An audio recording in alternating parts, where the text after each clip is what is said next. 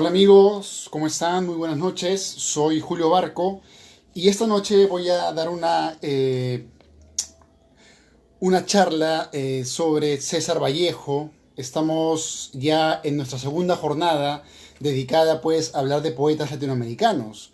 Y la semana pasada, un miércoles como hoy, la semana pasada, aprovechamos para charlar del poeta Pablo Neruda, ¿no? Dimos un programa sobre Neruda muy amplio, donde explicamos la poética de Neruda y sus diferentes etapas. Hoy día es doblemente especial, ya que por una parte, y curiosamente, coincide esa fecha que es el 14 de abril, coincide con la víspera de la muerte de César Vallejo en París. Así que este es un programa que también es una especie de homenaje a la víspera del poeta César Vallejo, que falleció pues en París justamente un 15 de abril. Y esta coincidencia sirva también pues como un homenaje más a este poeta, si bien es cierto peruano, pero también universal, que hoy día vamos a comentar, ¿no? Por acá tengo varios libros sobre Vallejo que estuve recopilando justo antes de empezar la charla y se los quiero mostrar a modo de preámbulo, pero antes quiero iniciar con unas palabras que encontré en el prólogo de una de las primeras antologías sobre la poesía de la generación del 50, ¿no? Y es un prólogo que hace Marco Martos, el crítico y poeta piurano, y dice algo muy interesante, ¿no? Dice algo muy interesante sobre Juan Gonzalo Rose, que es un poeta justamente de la generación del 50, y nos explica pues que los poetas generalmente tienen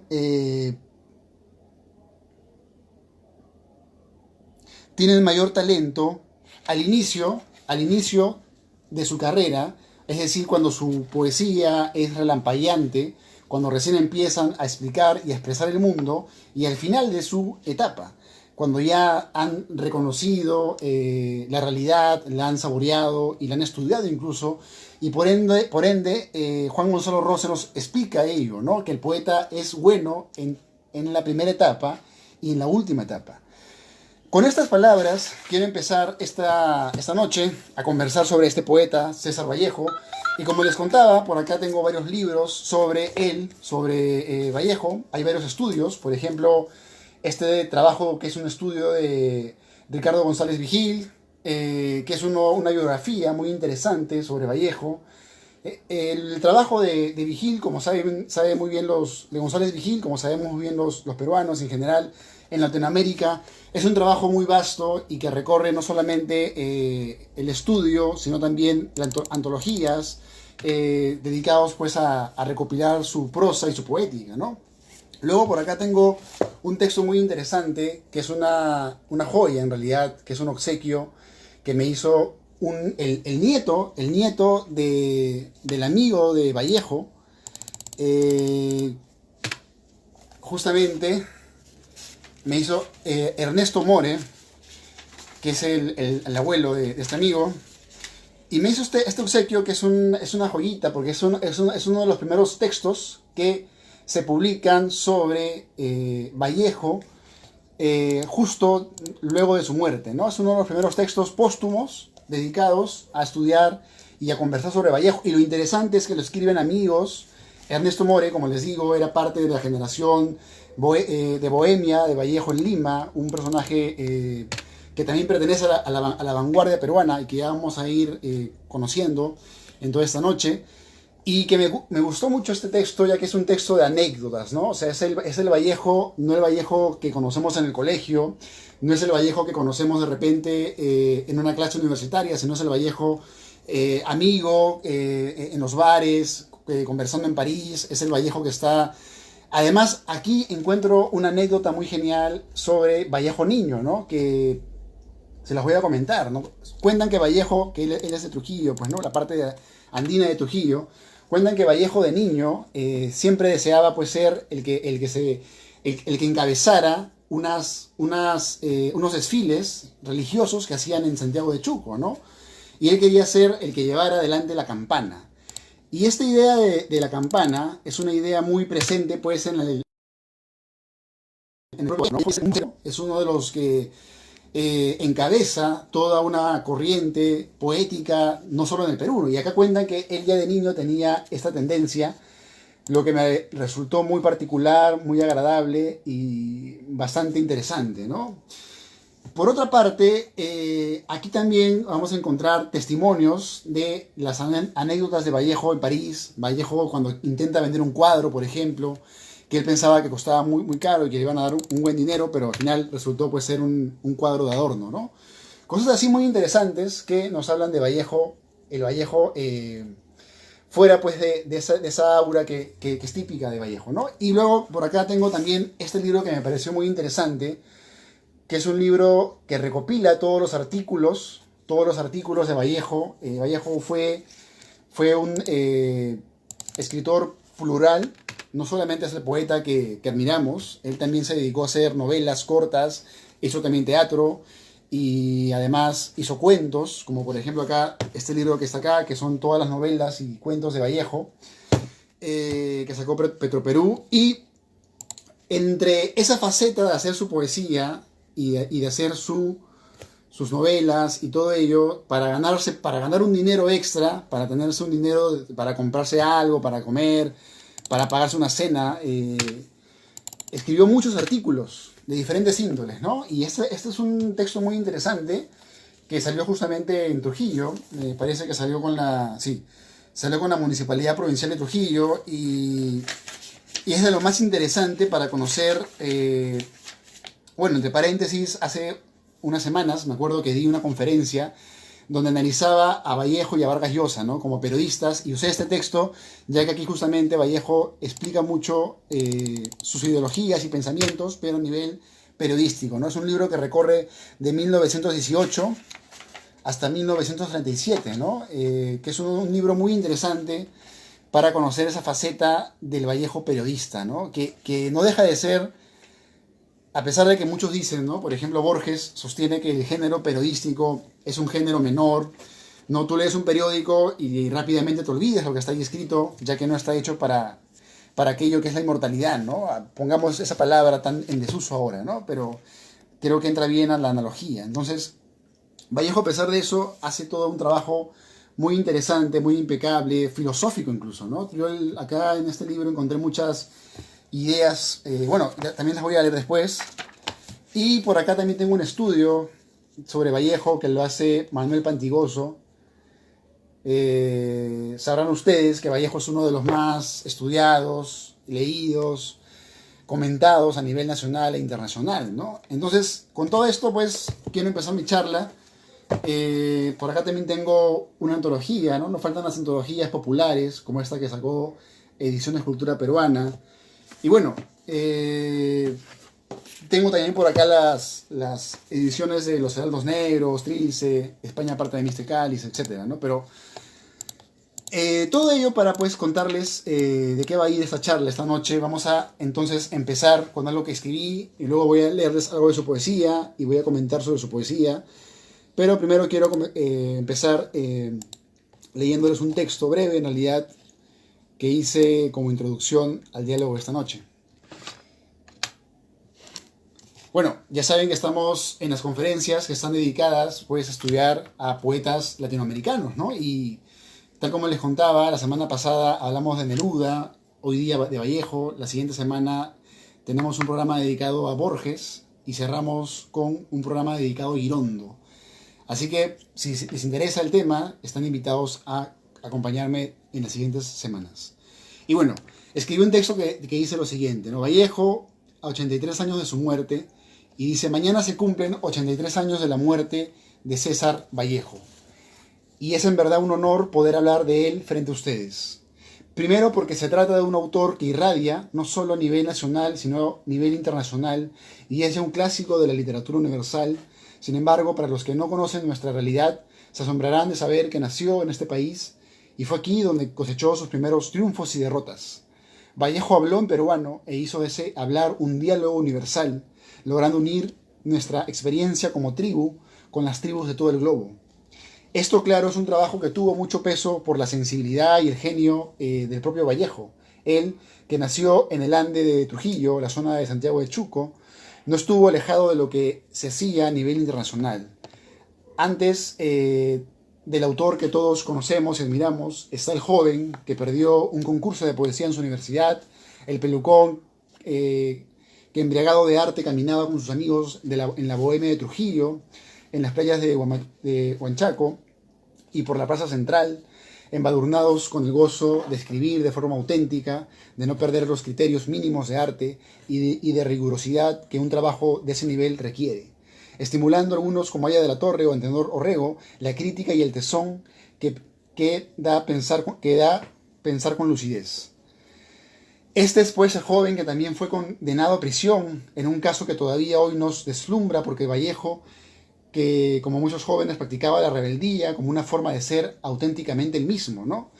Y aquí me detengo un momento. Esta parte donde digo que Vallejo practicaba la rebeldía como una forma auténtica de ser él, es muy interesante porque es una frase que yo extrapolo de una carta que Vallejo le envía a Antenor Orrego.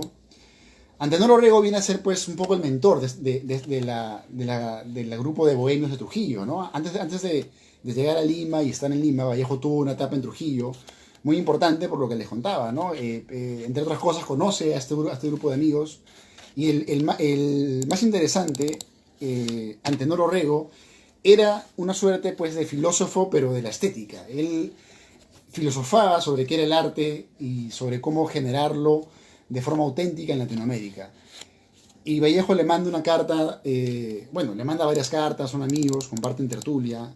Es más, en este libro en este libro de sus artículos podemos leer, por ejemplo, algo que le dice, ¿no? Sobre la admiración que Vallejo le tenía. Y entonces, cuando Vallejo escribe su primer libro, que es Los Heraldos Negros, Vallejo le manda este libro, un borrador, se lo envía a Antenor, y Antenor le dice pues que espere un poco, lo corrija todavía y lo vuelva a armar, ¿no? Y Vallejo sigue esta idea, espera unos años, sigue todavía armándolo y luego pues ya lo termina. Y hay una parte una carta donde Vallejo le dice a Antenor que él desea ser auténticamente libre, ¿no? Y que si no lo es ahora, no lo será nunca.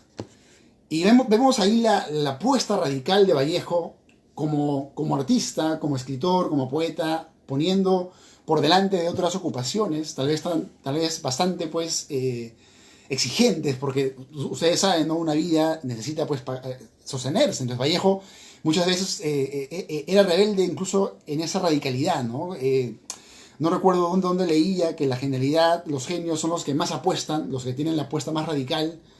Y Vallejo tiene una apuesta radical, una apuesta absolutamente radical, y dice en una carta justamente esto, ¿no? Que él quiere ser auténticamente libre, porque si no lo es ahora, no lo será nunca, ¿no? Ese no serlo nunca también un poco encierra el ímpetu de Vallejo, ¿no? Cuando Vallejo llega a Lima, por ejemplo, luego de esa etapa de Trujillo, él se encuentra, pues, en la biblioteca, se encuentra con uno de esos hombres adinerados que hay en Lima, y Vallejo pues se tropieza, ¿no? Se tropiezan y él le dice, no sabes con quién has tropezado, ¿no? Y le dice su apellido. Vallejo dice, ¿y yo qué culpa tengo? Dice Vallejo, ¿no?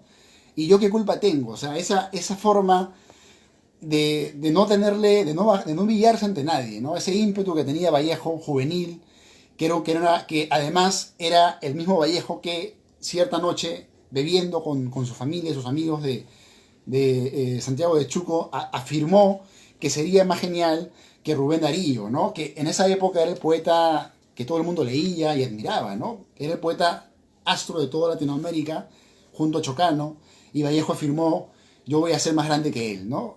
Esta radicalidad, yo creo, es muy importante, ¿no? Porque sentirse dueño de un talento no es una empresa para nada egocéntrica, ¿no? Sino es más bien una afirmación, ¿no? Vallejo se afirmaba como artista, se sentía poeta y no estaba pues en una duda ontológica o no estaba pues en una cuestión de ser o no ser, ¿no? Él estaba muy seguro de lo que quería. Es más, antes de su primer libro, me olvido de contarles, y antes de esta parte de su rebeldía, al final de su adolescencia y entrando ya a su adultez, hay otra etapa muy interesante, ¿no? Que es la etapa en la cual él escribe una tesis dedicada a estudiar el romanticismo español, ¿no?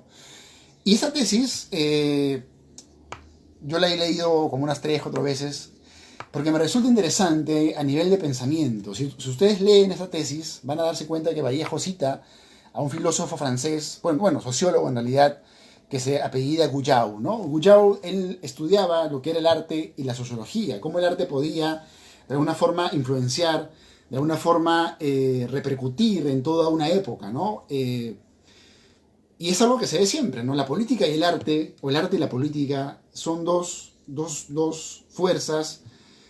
Los políticos buscan un voto, el artista busca una radiación de su pensamiento, pero lo hace no como un filósofo, ¿no? El filósofo está formando ideas, argumentos lógicos para generar un sistema adecuado para entender la realidad. En cambio, el artista, el poeta, o en todo caso el novelista, o el pintor, los que hacen murales, están expresando igual toda esa contradicción.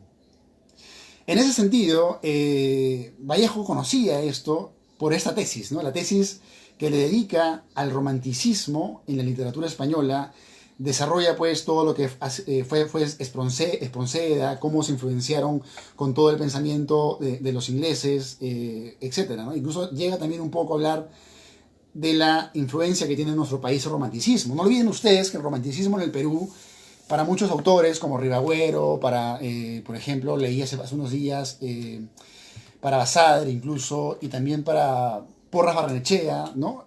El romanticismo es una etapa que no nace por una cuestión de necesidad interior, sino nace por una cuestión de pose o de moda, ¿no? La moda era ser romántico en el mundo, porque de alguna forma el romanticismo cuando nace pues en Alemania y luego se va para Francia, Inglaterra también es importante, nace también como una coyuntura social en países que se modernizaban, ¿no? Entonces, algunos cuestionan ese romanticismo. Y Vallejo, que viene a ser un post-romántico, o sea, Vallejo se encuentra entre el romanticismo se encuentra y una etapa que viene a ser la vanguardia, pero antes de la vanguardia está la etapa de la modernidad, ¿no? Los que saben de poesía me podrán seguir un poco el hilo, los que no, los invito pues a que indaguen sobre las escuelas literarias, ¿no?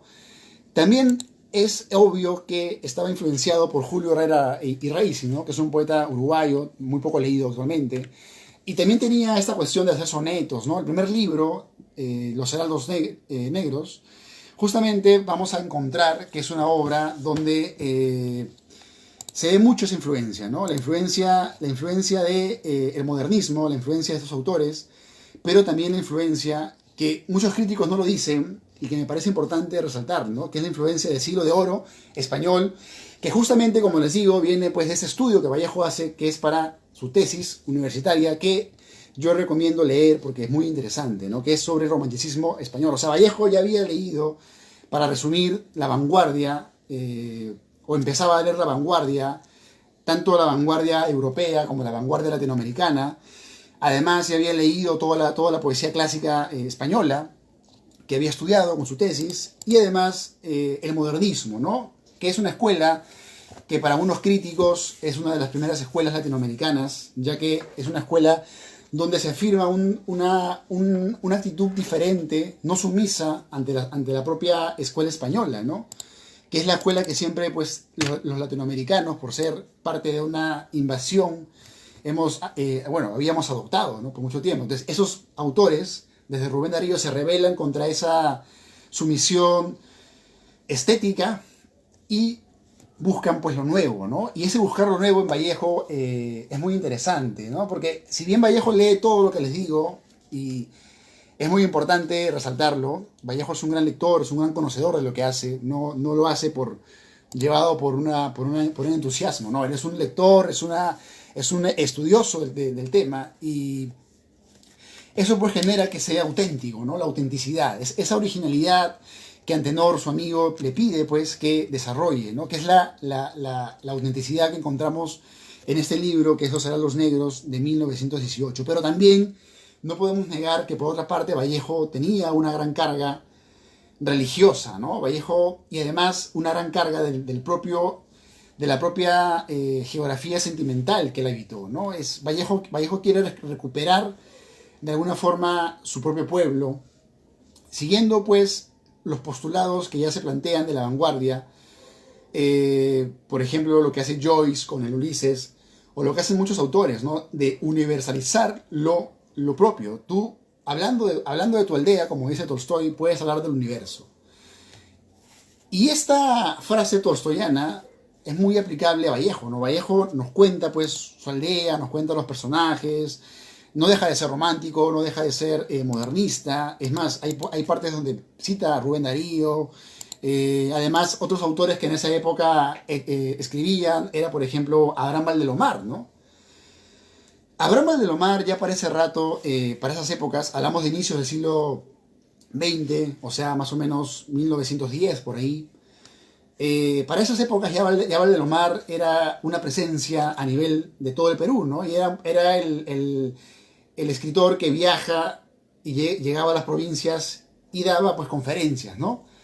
Entonces, sin duda, Vallejo lo escuchó, lo conoció, ambos compartieron, fueron muy amigos. Hay un artículo muy interesante que escribe Vallejo sobre el encuentro que tiene con Valdelomar, ¿no? Donde ambos pues son personajes que escapan de la realidad, de la coyuntura que se vive en la Lima de esa época, ¿no? Era una Lima, si ahora Lima no sale todavía a veces de sus prejuicios, imagínense hace 100 años atrás. Y ahí Vallejo pues se encuentra con el Conde de Lemos, que es uno de los autores que también ya estaban pues radicalizando un discurso, ¿no?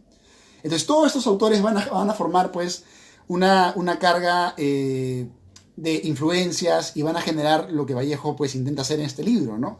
Que como digo, no escapa pues de ser un libro con sonetos. Por ejemplo, el soneto Sauce dice, y leo, ¿no? Lirismo de invierno, rumor de crespones, cuando ya se acerca la pronta partida, agoreras voces de tristes canciones que en la tarde rezan una despedida. Visión del entierro de mis ilusiones, en la propia tumba de mortal herida, caridad verónica de ignotas regiones, donde a precio de éter se pierde la vida.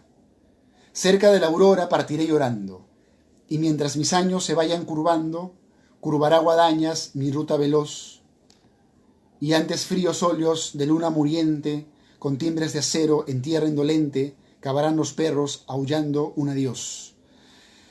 Bueno, es un soneto clásico y vemos imágenes románticas, el éter, lirismo de invierno, ¿no? Que viene a ser pues un uso pues muy del modernismo, rumor de crespones, ¿no? Miren esa delicadeza, esa búsqueda del lenguaje musicalmente y la imagen que tiene algo de artificio y de elegancia, ¿no? Y me parece que es un poema que tiene algo también de como una carta hacia ese futuro, ¿no? Vallejo es un poeta también que a lo largo de su poesía va muchas veces mandando mensajes sobre sí mismo, sobre su muerte, sobre sus propios estados. Bueno, lo vamos a ir desglosando lentamente. Pero entonces este primer libro, como pueden ver, tiene todavía una carga modernista, tiene una carga todavía, por ejemplo, otro poema, otro soneto, cual hieráticos bardos prisioneros, los álamos de sangre se han dormido, rumian arias de hierba al sol caído, las greyes de Belén en los oteros. Esta frase, ¿no? Las greyes de Belén en los oteros, o los hieráticos bardos. Hay una intención, como en el modernismo, de encontrar palabras que ya están en desuso para darle una nueva sonoridad, un nuevo recurso estilístico, ¿no? Que era ya un imperativo de Rubén Darío, ¿no? Bueno, entonces vemos ahí que esta primera obra responde todavía a una actitud de, como decía al inicio, ¿no? Los poetas al inicio tienen toda una cara de frescura, y este primer poemario, Los Heraldos Negros, y bueno, voy a leer de hecho el primer poema, que es el poema más conocido, ¿no? Que mucha gente se aprende de memoria o se lee mucho en las escuelas, y que es el poema justamente que lleva el título del libro, ¿no? Que es el poema introductorio. Y bueno,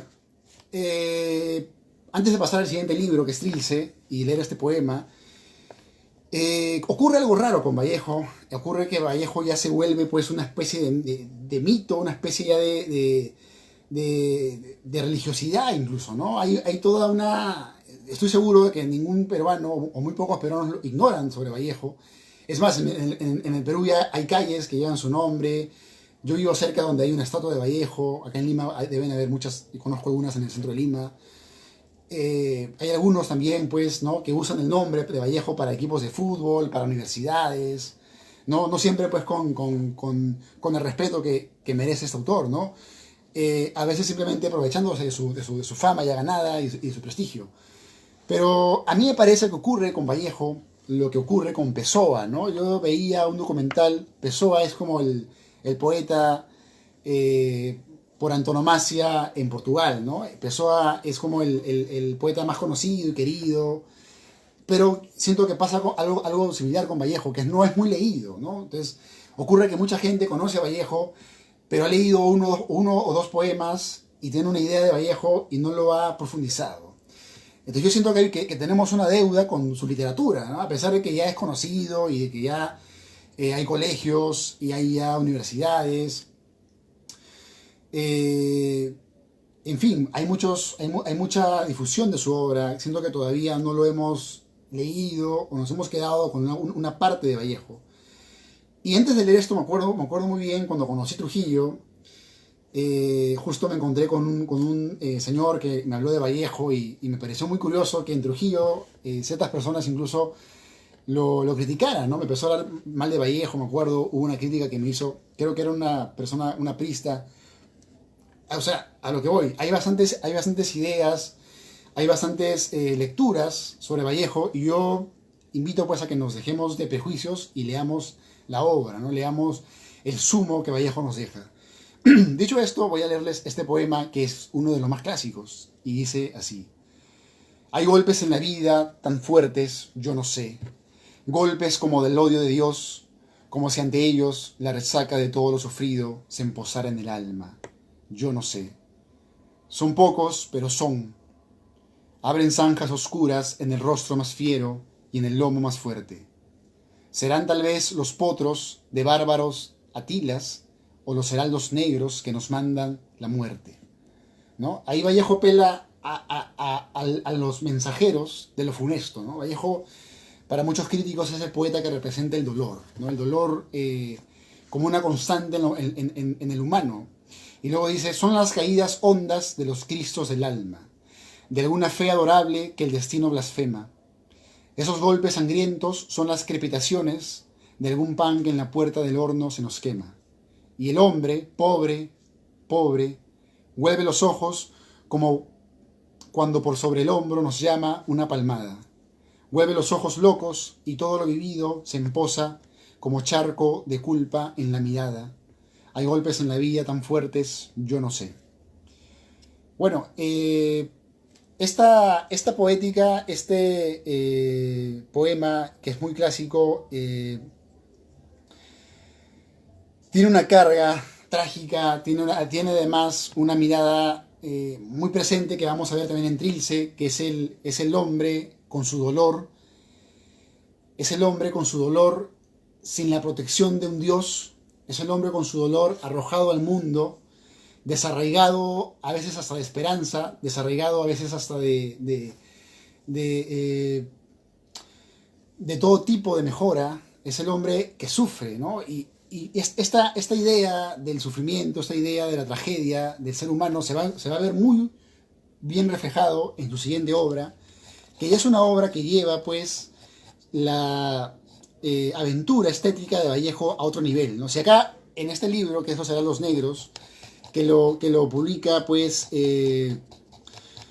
al inicio de su carrera, en el año de 1918, en Trilce, vamos a ver pues una agudización de toda esa psiquis que era ese habitar, ese existir, ese encarnar lo humano y todo lo que ello, todo el peso que ello amerita, sobre todo, o en todo caso sentimos, los que tienen pues más conciencia de la humanidad, ¿no? Los que están menos enajenados pues de los estímulos más digamos, divertidos, sí, pero superficiales, ¿no? Vallejo observa la realidad, mira y la canta desde una gran lucidez. Por eso es que en este poemario que se dice, vamos a encontrar quizá una de sus etapas más oscuras. Antes de hablar de Trilce, voy a continuar leyendo donde me quedé ese artículo. Dice, eh, ser auténticamente el mismo, ¿no? Se vio envuelto en un caso de incendio de un establecimiento que lo condenó a pasar más de medio año preso, ¿no? Y esto afectó pues su naturaleza ya ensimismada y le dio el sustrato necesario para escribir su obra cumbre de vanguardia, Trilce. Antes de llegar al Trilce, quiero contarles pues que Vallejo, ya para esas épocas, cuando publica pues Los Hermanos Negros, ya tiene toda clase de polémica con toda su generación, ¿no? No es que de pronto acá en Lima lo reciben y lo aplauden y lo celebran, porque obviamente su talento pues no era un talento menor, ¿no? Ya era un talento que solamente con ese libro, Conocer a los Negros, ya dejaba pues una huella, ¿no?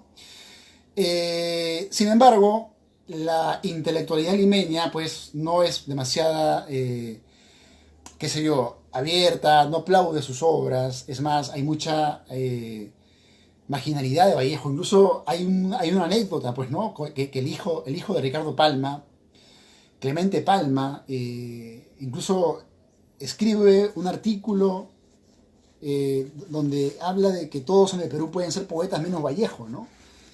Y es algo curioso, porque por esa pequeña anécdota, pues, este autor, Clemente Palma, por muchos es olvidado y no es leído como se debe, ¿no? Entonces vemos que Vallejo tiene toda una polémica con su época, tiene toda un enfrentamiento literario, que ocurre con muchos autores, ¿no? No es que de pronto, como dicen por ahí, el talento en este país incomoda, ¿no? Si tú eres talentoso, tú destacas y tienes capacidad para afirmarte en ello, no esperes pues que la gente te reciba y te aprecie, al contrario, espera más bien críticas y marginalidad, porque básicamente es un medio muy difícil. Y imagino que en la época de Vallejo lo era más todavía. Entonces, Vallejo pues regresa a su ciudad, a Trujillo, y tiene un problema, que es un problema que lo expliqué en una conferencia que di sobre las cárceles y los poetas. Si quieren ver esa conferencia, pueden encontrarla en mi fanpage de Poético Río Blador. Ahí di una conferencia sobre los escritores y la cárcel, ¿no? Que es un tema muy interesante. Y ahí justamente toqué esta etapa de Vallejo, ¿no? La etapa de Trilce, que es una etapa muy interesante porque Vallejo, eh, por una... ocurre pues que hay una celebración en una fiesta patronal en Trujillo. Vallejo se ve envuelto ahí, lo culpan de haber incendiado una parte de una ciudad, una edificación, y esto pues lo lleva pues a permanecer preso, ¿no? Vallejo pasa más de medio año en prisión, y esto genera pues una reflexión sobre su propio arte. Imagínense ustedes estar presos en una etapa que era una etapa que Vallejo estaba en plena efervescencia, y entonces esta prisión va a ser muy dura y va a condenar a Vallejo durante una etapa muy penosa, y va a llevar a que él escriba su obra, una de las obras más oscuras de lo que viene a ser el vanguardismo latinoamericano, ¿no? El vanguardismo latinoamericano, ¿no? Así se llama ahora, así lo llamamos ahora, pero en su época eran autores que escribían de una forma original, escribían de una forma eh, más descarnada, más intensa, querían romper los patrones.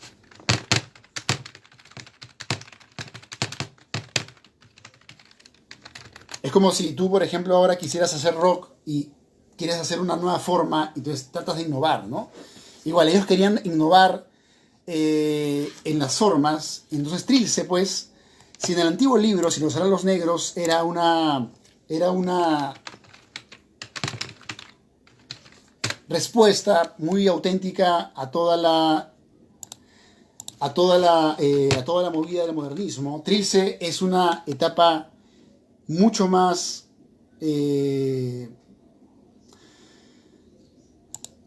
ruptural, es una etapa mucho más quebrada, una etapa mucho más ensimismada, una etapa mucho más abiertamente vanguardista, es una etapa donde vamos a ver a un Vallejo que mete los ojos, observa lo profundo que puede ser la propia humanidad, pero cuando observa esa humanidad lo hace para observar pues lo oscuro que también es la humanidad, ¿no? El ser humano es un ser que así como puede pues pensar lo positivo y pensar en construir lo solidario, también es un ser oscuro, un ser que se observa en la realidad de una forma pues angustiante y caótica, ¿no? Trilce es un libro que ya desde el nombre nos plantea pues una distancia con la lógica, ¿no? No es un libro donde vamos a encontrar una lógica racional, sino vamos a encontrar una forma muy personal de escribir poesía,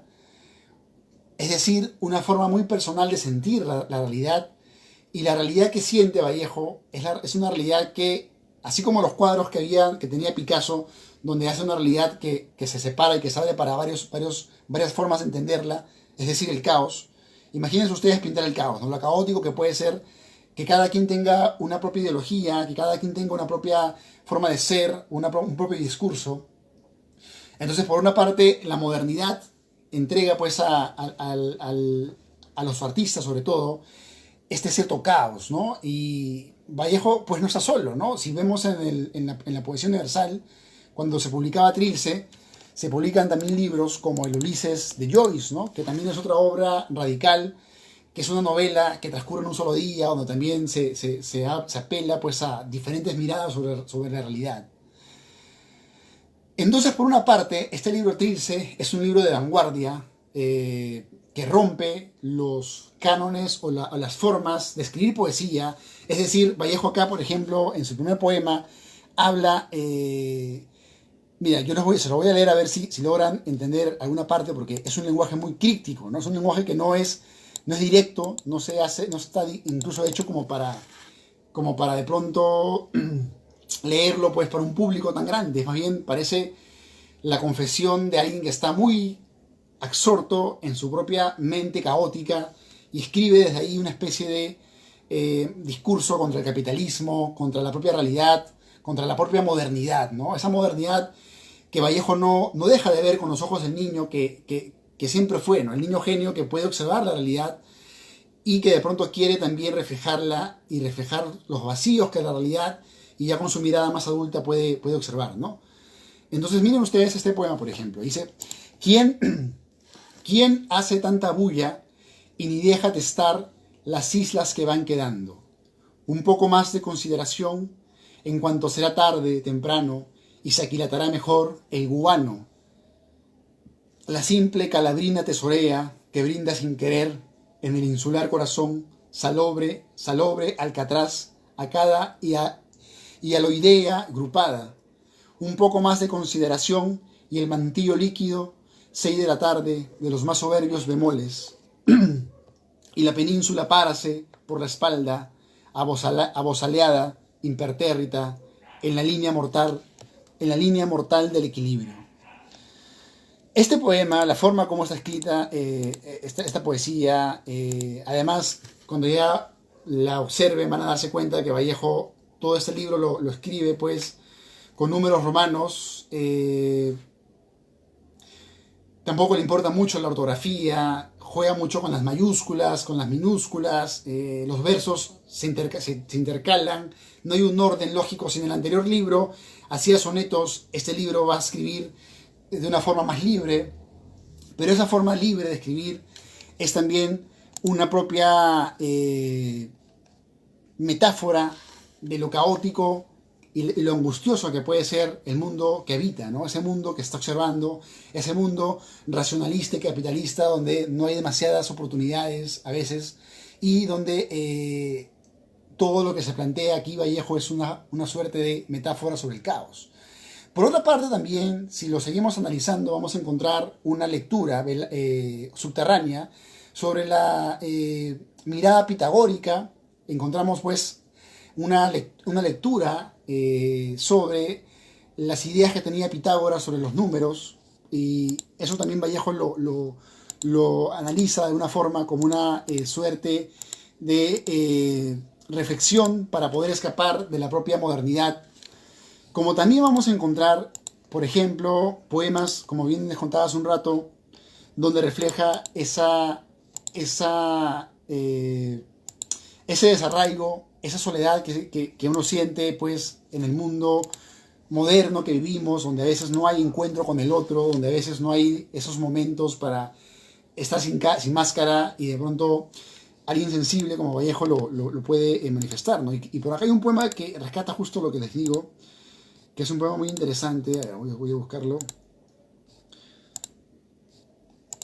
No, en realidad Trilce es uno de los libros más herméticos, por una parte, con un lenguaje muy logrado, un lenguaje muy personal que nadie más escribía. Algunos piensan que es un lenguaje extraterrestre, ¿no? Que no es un lenguaje escrito pues por un ser humano, sino por un alguien que está mirando la realidad con otros ojos, lo cual es muy interesante para la propia poesía, ¿no? La libertad de escribir de forma auténtica se basa en muchos sentidos en ser fiel a tu propio mundo interno y ser coherente con ese mundo interno. Vallejo es muy coherente con toda esa sustancia de angustia, esa sustancia de no entender la lógica que vive y que padece, ¿no? Y bueno, vamos a ver por acá este poema que estamos buscando. Bueno, en realidad, ahora que lo voy leyendo, encuentro muchos versos que me parecen muy interesantes.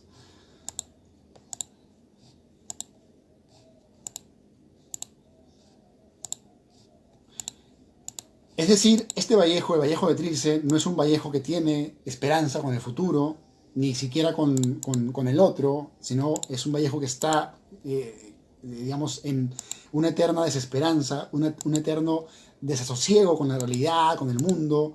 El primer poema, por ejemplo, que les leí es una metáfora sobre las heces, ¿no? El guano, el excremento, que no es un tema poético para los románticos, ¿no? Pero Vallejo le da una forma, la presenta como una forma que también es una suerte de metáfora sobre el propio guano, que en el Perú, ustedes saben, nuestro país tuvo una etapa muy interesante, ya que nos hicimos ricos en una época gracias a las heces de las aves, ¿no? O sea, las heces de las aves en una época se acumularon tanto en las costas peruanas, y en esa época la agricultura era lo que movía el mundo, y países como Inglaterra se interesaban mucho en comprar guano y salitre.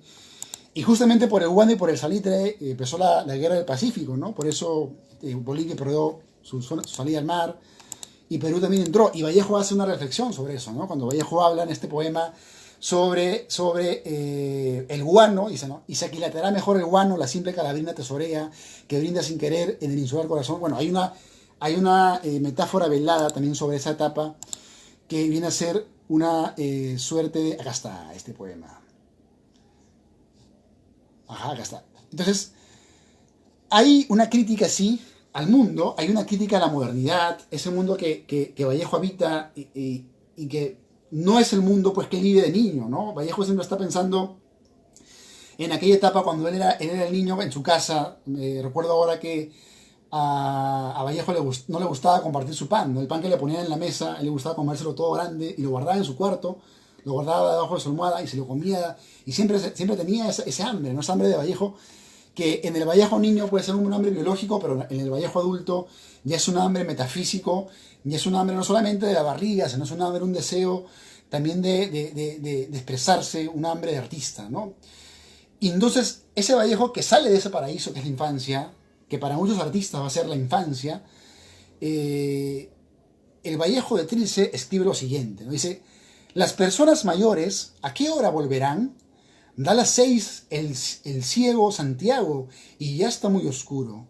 Madre dijo que no demoraría. Aguedita, Nativa, Miguel, cuidado con ir por ahí, por donde acaban de pasar, gangueando sus memorias, dobladoras penas, hacia el silencioso corral, y por donde las gallinas que se están acosando todavía se han espantado tanto. Mejor estemos aquí nomás. Madre dijo que no demoraría. Y ustedes sienten que el tono que usa en este poema Vallejo es el tono de un niño que está hablando de sus hermanos, ¿no? Aguedita, Nativa, Miguel, y está hablando de madre. Dice, madre dijo que no demoraría, ¿no? Y luego dice, ya no tengamos pena, vamos viendo los barcos, el mío es más bonito de todos.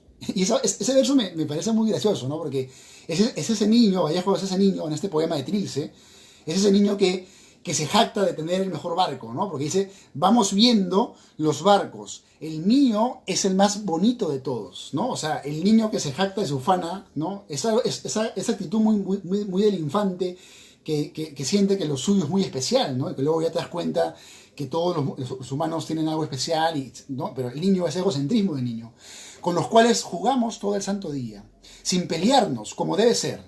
Han quedado en el pozo de agua listos, fletados de dulces para mañana. Bonita palabra, ¿no? Fletados. Y luego dice, aguardemos así, obedientes y sin más, remedio, la vuelta, el desagravio de los mayores siempre delanteros, dejándonos en casa a los pequeños, ¿no? El agravio, el desagravio de los niños que se quedan en su casa cuando los mayores se van, ¿no? Como si también nosotros no pudiésemos partir. Aguedita, Nativa, Miguel, llamo, busco al tanteo en la oscuridad. No me vayan a haber dejado solo y el único recluso sea yo. Y esta última parte me parece muy interesante, ya que por una parte nos descubre el narrador de este poema, la voz poética, ¿no? Nos descubre, porque se asume un yo dentro de este poema, y es el yo, como digo, un niño que está jugando y pregunta por sus hermanos, ¿no? Un niño que está en su casa y sus padres se van y se queda con sus hermanos, pero al final preguntan, dice, no me vayan a haber dejado solo y el único recluso sea yo. Y esa parte, el único recluso sea yo, es esa soledad de Vallejo, ¿no? Hay muchas formas de entender la soledad, ¿no? La soledad de Hemingway cazando animales en el África, la soledad de Salinger en una casa encerrado, la soledad de Picasso en medio de la Primera y la Segunda Guerra Mundial, sin escapar de París, qué sé yo, la soledad de Balzac, de madrugada, Balzac, ese novelista, escribiendo sus novelas, pero la soledad de Vallejo es la soledad del que se encuentra desarraigado del gozo, del que se encuentra desarraigado de la cena familiar, del que se encuentra pues desarraigado de lo materno, ¿no? Es esa búsqueda de lo materno, pero eso materno entendido como un absoluto, como una utopía, como un gozo, un bienestar. Y esta parte, ¿no? No me vayan a haber dejado solo, ¿no? Y el único recluso sea yo. Y esa soledad de Vallejo se mantiene hasta sus últimos poemas que ya vamos a leer, donde regresa a ella y es una soledad que carga en toda su vida, que también puede ser mucho también de la incomprensión, del propio tiempo que él vive, o también de la propia soledad pues, que el artista cultiva, ¿no? Es necesario también contar pues, que la soledad no siempre es negativa, ¿no? Hay una soledad positiva que te permite pues, crear, cultivar, pensar, reflexionar, hacer literatura, etcétera, ¿no?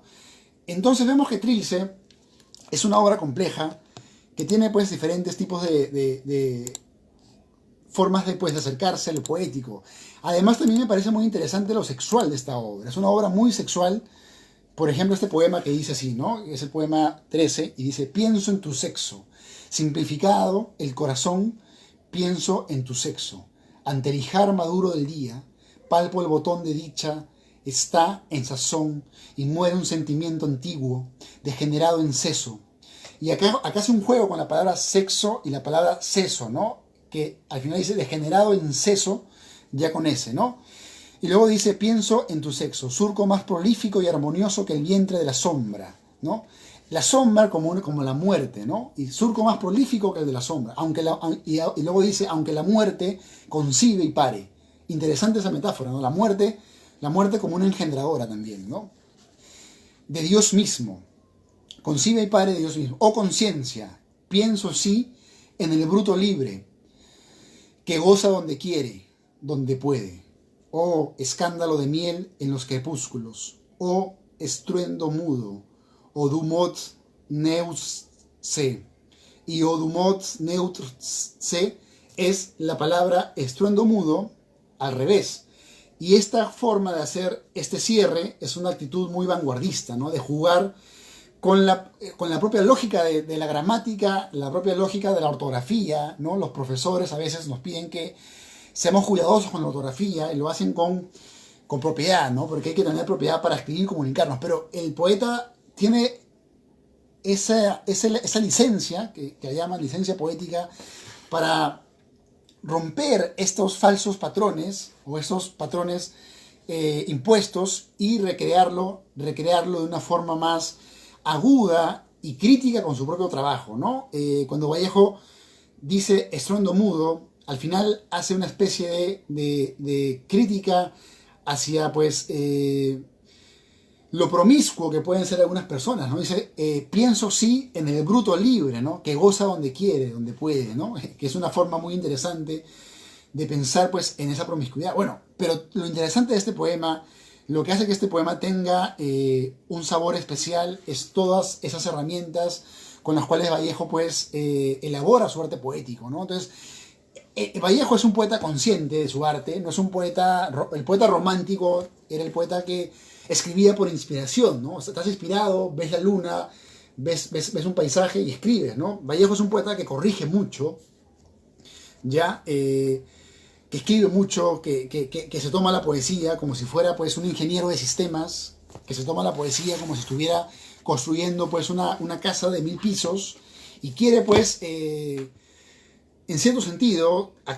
derrumbar el muñeco lírico de su época, ¿no? Y no hay forma de derrumbar la poesía de tu época y hacer algo nuevo si no conoces lo que ya se ha hecho, ¿no? Y es algo que a veces mucha gente que practica poesía en esta época, hago un pie de página, no practica, piensan que puedes hacer una imagen y poner una frase, es crear arte, ¿no? Hay que practicar el arte más bien de la memoria, ¿no? Somos una generación muy olvidadiza y además muy inmediatista, ¿no? Que piensa que ya los artículos como los memes o artículos así de superficiales, que si bien es cierto pueden ser agradables al instante, pero no hacen nada más que seguir con nuestra propia enajenación. Entonces necesitamos artistas que sean conscientes del propio quehacer poético. Y Vallejo, pues, para hacer lo que hizo en Trilce, como les digo, ya era muy consciente de la poesía, pues, española, de la poesía moderna y de la poesía vanguardista, no solamente del Perú, sino también de toda Latinoamérica.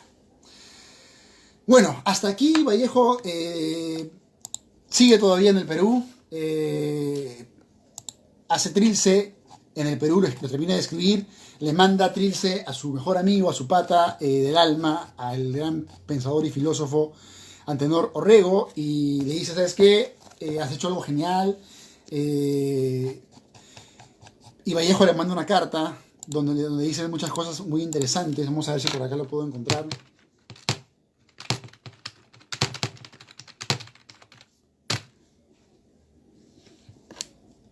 Entonces Trilce es un libro muy complicado que requiere, pues, que lo leas muchas veces y requiere, pues, un lector que no sea un lector que pasivo, ¿no? Requiere un lector que le interese, pues, saborear las palabras, que le interese, pues, encontrarle el sentido subterráneo a cada simbología, que Vallejo de una manera muy lúcida y de una manera muy sofisticada inserta. Pero además de todo ello, el lenguaje es antilírico, o sea, es un lenguaje que se siente, ¿no? Por ejemplo, ese verso, ¿no? Pienso en tu sexo, ¿no?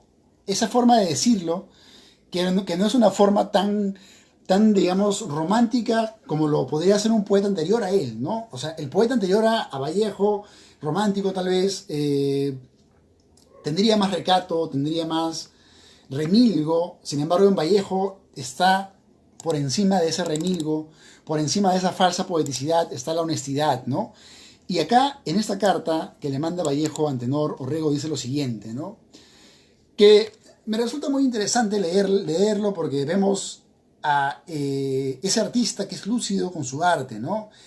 Ese artista que no busca solamente lo inmediato, que busca realmente revolucionarle la poesía desde adentro y conociendo el juguete con el que trabaja, ¿no? Es como un mecánico que quiere, pues, cambiar un motor sin conocer todas las partes de todas las piezas de un auto. Entonces, Vallejo es un lector muy voraz, estaba pues todo el día metido en su poesía, ¿no? Yo creo que Vallejo no le importaba más que su poesía, y luego, bueno, luego lo demás, porque la poesía también estaba muy de la mano con su actitud política, ¿no? Que era una actitud muy crítica ya desde esa época. Pero Vallejo dice lo siguiente, ¿no? A ver, escuchen muy bien esto. Dice, por lo demás, el libro ha caído en el mayor vacío. Me siento colmado de ridículo, sumergido a fondo en ese carcajeo burlesco de la estupidez circundante, como un niño que se llevara torpemente la cuchara por las narices. Soy responsable de él. Asumo toda la responsabilidad de su estética. Hoy, más que nunca, quizás siento gravitar sobre mí una hasta ahora desconocida obligación sacratísima, de hombre y de artista, la de ser libre. Si no he de ser libre hoy, no lo seré jamás. Siento que gana el arco de mi frente, su más imperativa fuerza de heroicidad. Me doy en la forma más libre que puedo y esta es mi mayor cosecha artística. Ojo con esa parte, ¿no? Me doy en la forma más libre que puedo, que es una forma muy... disculpen un momento. Que es una forma muy interesante de hablar, de la libertad del artista, ¿no? O sea, Vallejo no es un artista que está escribiendo, pues, para gustarle al otro, no está escribiendo, pues, para que en su casa le aplauden, no está escribiendo, pues, para que lo llamen poeta, no está escribiendo, pues, para que la Casa de la Literatura le dé un premio, ¿no? Lo hace porque realmente por dentro siente esa necesidad, siente esa fuerza de la propia necesidad, pues, de comunicación que tienen los artistas, ¿no? Esa necesidad de hacer su arte. Y luego dice, Dios sabe hasta dónde es cierta y verdadera mi libertad. Dios sabe cuánto he sufrido para que el ritmo no traspasara esa libertad y cayera en libertinaje. Dios sabe hasta qué bordes espeluznantes me he asomado, colmado de miedo, temeroso de todo, temeroso que todo se vaya a morir a fondo para mi pobre ánima viva. Y cuántas veces me he sorprendido en espantoso ridículo, lacrado y boquiabierto, con no sé qué aire de niño que se lleva la cuchara por las narices. En este momento casi revivo todo el fragor que dio vida a Trilce y a los heraldos negros, ¿no? El fragor, jóvenes, el fragor, amigos. El fragor es esa fuerza interna con la cual escriben los artistas de verdad, ¿no? Que tienen ese pulso imperativo, impetuoso por sujetar la materia del caos y la realidad y volverla una obra, volverla un cuadro, volverla una película, volverla una forma artística, ¿no? Con Trilce y con los heraldos negros, Vallejo ya era un poeta consumado, ya era un poeta eximio, ya era un poeta conspicuo, ya era un poeta de antología frente a toda su generación, ¿no? Estaban, por ejemplo, como ya les dije, Valdelomar, estaba Alberto Hidalgo, estaba César Moro, estaba Magda Portal, estaba Oquendo Damat, estaba Gamaliel Churata, estaba, por ejemplo, los More y muchos otros autores, ¿no? Entonces, y estaba además una presencia muy importante, ¿no? Que es, por ejemplo, Martín Adán, que también es otro poeta increíble, ¿no? Entonces, Vallejo ya para ese rato era un poeta con una obra muy interesante, que estaba pues hecha a una medida y a un riesgo que pocos artistas toman, ¿no? Que es el riesgo de saltar al vacío, ¿no? Es muy fácil hacer lo que todos hacen para gustar, es muy fácil escribir como todos escriben para que seas aplaudido, pero escribir de una forma que vaya en contra de tu época y hacerlo conociendo lo que estás haciendo, le dio a Vallejo una libertad muy grande. Después de estos dos libros, Vallejo tiene su segunda etapa, que es una etapa en la cual ya viaja a Europa sin ganas de regresar a nuestro país, al Perú. El Perú trató bastante mal a muchos de sus artistas. El Perú es un país muy difícil para hacer poesía. En esta época, que ya somos un poco más inteligentes y nos damos cuenta de que la literatura, leer, es importante no porque sea bonito, ¿no? Sino porque nos genera pensamiento crítico, que es algo que nos falta a todos un poco. Entonces, en esa época igual estaba muy por encima de eso, los moldes de las jerarquías sociales, el dinero de siempre, esos valores, ¿no? Que se imponían sobre el arte. Por eso es que Vallejo también dice que Trujillo es una ciudad fenicia, ¿no? De comerciantes. Y de hecho, de Lima dice que Lima es como Bizancio, ¿no? De ahí que viene ese verso, ahora que me asfixia Bizancio. O sea, Lima a Vallejo le causaba una cierta asfixia. Lo que también me parece interesante, ya que gente como Luis Alberto Sánchez hablan de que Vallejo era muy ensimismado y que siempre estaba pues dentro de su propia lógica. Además, en esta época, antes de que me olvide, hay una etapa que no se cuenta mucho, tal vez porque es muy tabú, pero bueno, hay que contarla también. Es una etapa donde Vallejo experimenta con alucinógenos y es muy bohemio, ¿no? Entonces, toda esa etapa pues que están en sus cuentos, ¿no? Acá en este libro que está acá, que son su prosa, que vamos a encontrar el cuento Cera, ¿no? Y ese cuento, por ejemplo, desarrolla una narración muy en el estilo vallejiano, denso, oscuro, muy sensitivo, de Vallejo, pues, en los barrios chinos, ¿no? Y todo lo que había en los barrios chinos, como ustedes saben, pues, eran espacios como dice Charles Baudelaire, de paraísos artificiales, ¿no? Bueno, luego de este Vallejo, Vallejo viaja a Francia, ¿no? Francia para la época de Vallejo era como Walt Disney para la época de ahora, ¿no? De repente muchos jóvenes ahora quieren viajar a Walt Disney, ¿no? Pero para los artistas, ¿no? Para los escritores. Entonces los escritores, como Vallejo, que buscaban pues un horizonte más amplio, veían pues que quedarse en el Perú de repente no llenaba esa necesidad de conocer, ¿no? Pero además Vallejo salía de la cárcel, ¿no? Y yo pienso que eso también influenció mucho en que no quiera estar acá. Vallejo pasó por la cárcel, pasó por la marginación también de muchos intelectuales, lo que le dijo Clemente Palma, lo poco que se difundió Trilce, ¿no? Cuando Vallejo publicó Trilce no es que todo el mundo lo leyera y lo celebrara, no.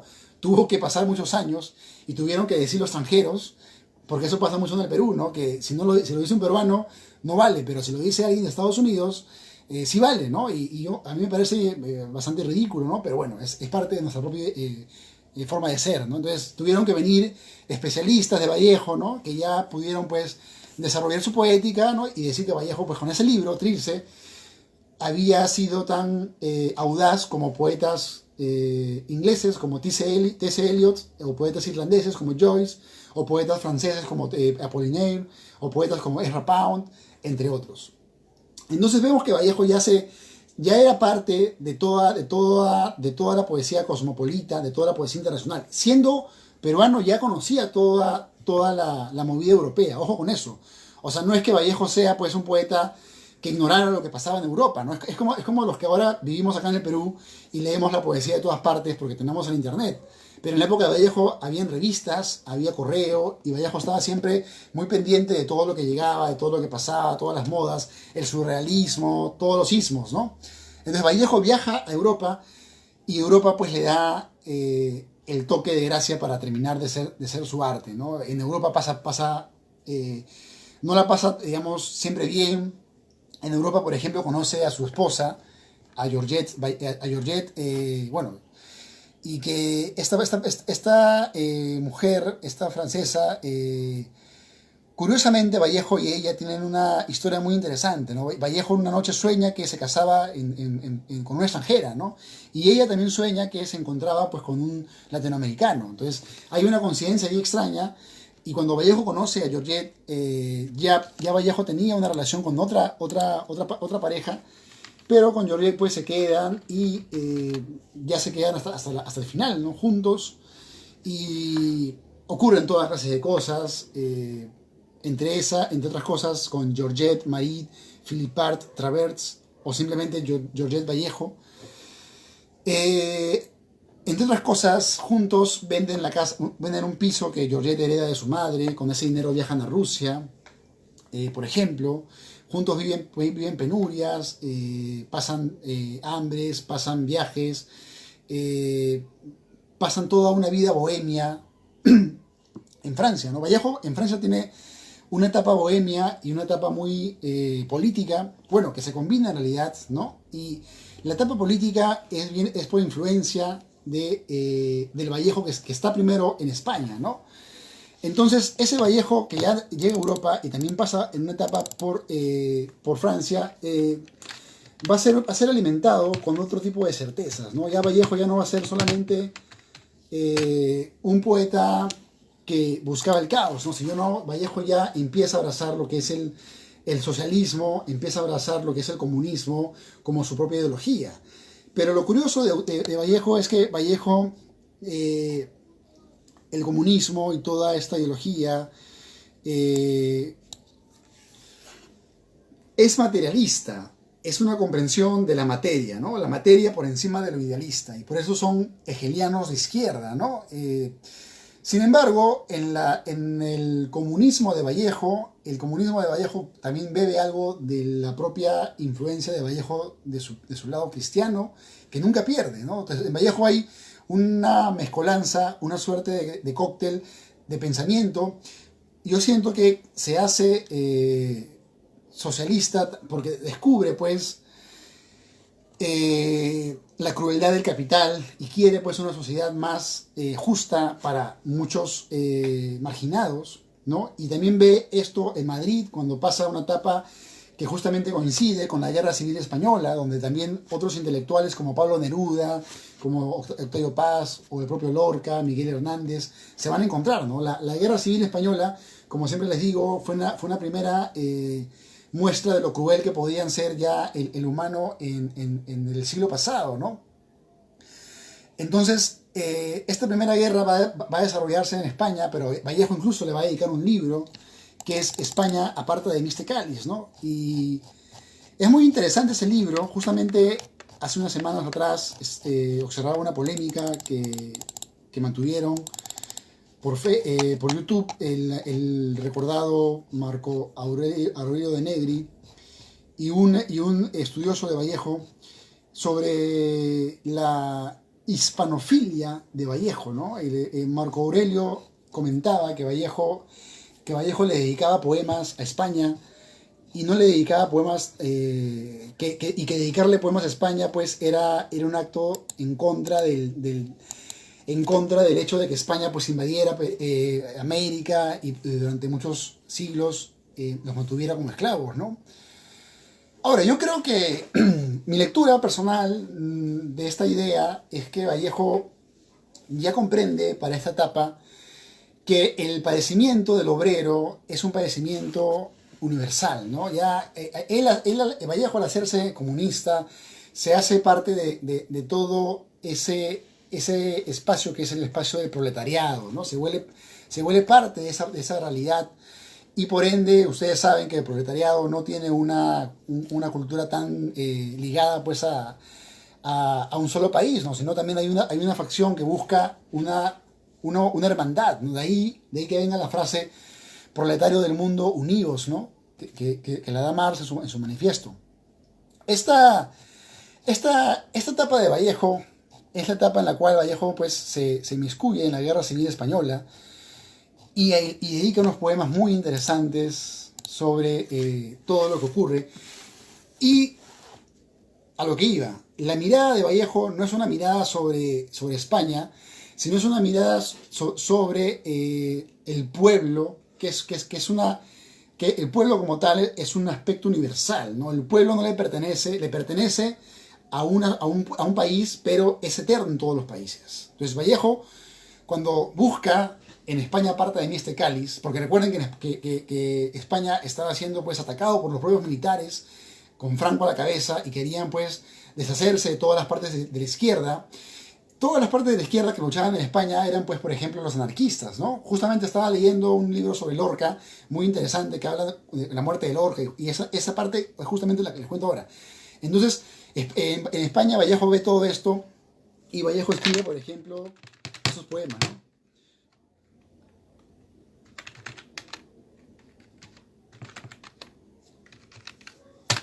Entonces, esta idea, ¿no? La idea del pueblo universal, ¿no? Todos los países, de repente, por sus banderas se dividen, pero la idea del pueblo es muy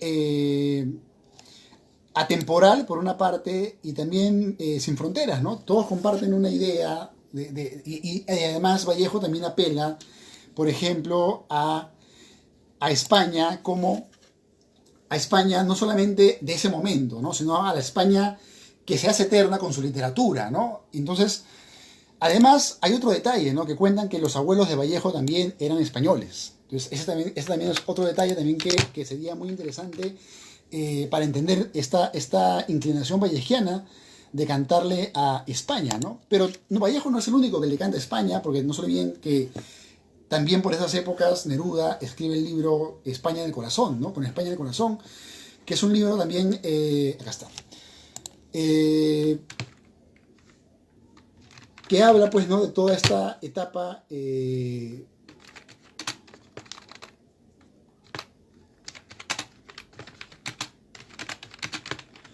toda esta etapa cruenta de la guerra que España en el corazón, ¿no? Que atraviesa España. Entonces Vallejo, por ejemplo, dedica poemas así, ¿no? Quiero leerles un poema donde habla sobre los modelos de la literatura española.